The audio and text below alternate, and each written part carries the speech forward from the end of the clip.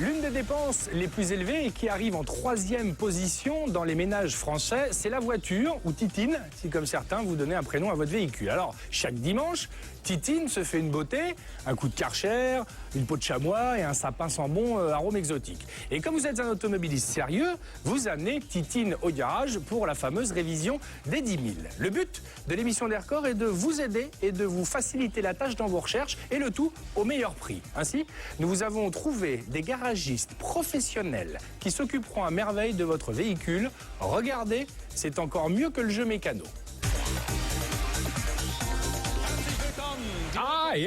Les Allemands vont en effet tenter ce soir un record qui nous montre que des garagistes vraiment impliqués peuvent faire des miracles avec Titine. Ici, pas question d'immobiliser la voiture 15 jours pour changer la courroie de distribution. Non, on va prendre des morceaux d'une Jeep modèle militaire des années 50, les remonter et faire ensuite avancer le véhicule pour prouver qu'on sait de quoi on parle, le tout en moins de 2. Comme vous le voyez ici, la voiture n'a pas été démontée en 4 morceaux. Non, au contraire, il y en a en tout et pour tout 137 pièces posées sur le sol. 137 pièces. Voilà. D'ailleurs, t'es gentil, l'animateur, mais tu ne déplaces pas la moindre pièce. Hein. Je reste poli, je fais semblant de t'écouter, mais t'es prié de ne pas ruiner notre belle organisation. Voilà. Et toi, tu te cœurs pas les dents avec le trophée. Merci beaucoup. Attention, on reste concentré. Ah, ils sont sur le coup, les Allemands.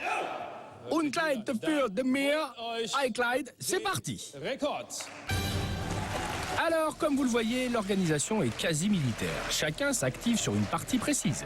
Le moteur, la carrosserie, le châssis, tout doit être parfaitement millimétré. Nous, il nous faut 20 minutes pour changer un pneu. Vous allez voir que ça leur prend un tout petit peu moins de temps pour reconstruire entièrement une voiture. Allez hop, c'en est déjà fini du moteur. On le soulève pour aller le déposer dans la carcasse.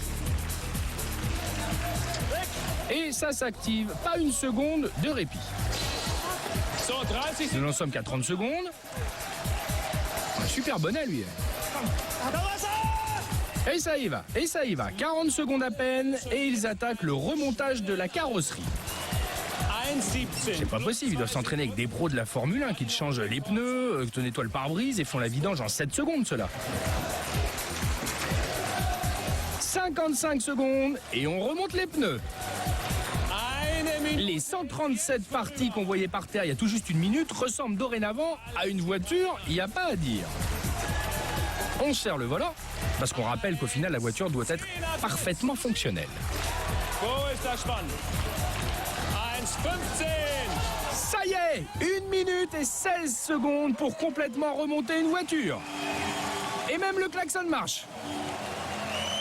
Il est temps de vérifier que le remontage tient le choc. Facile. Alors maintenant que notre garagiste du coin nous dit qu'il va falloir 4 jours pour effectuer la réparation, on lui dit qu'on sait de façon officielle qu'il peut faire nettement mieux.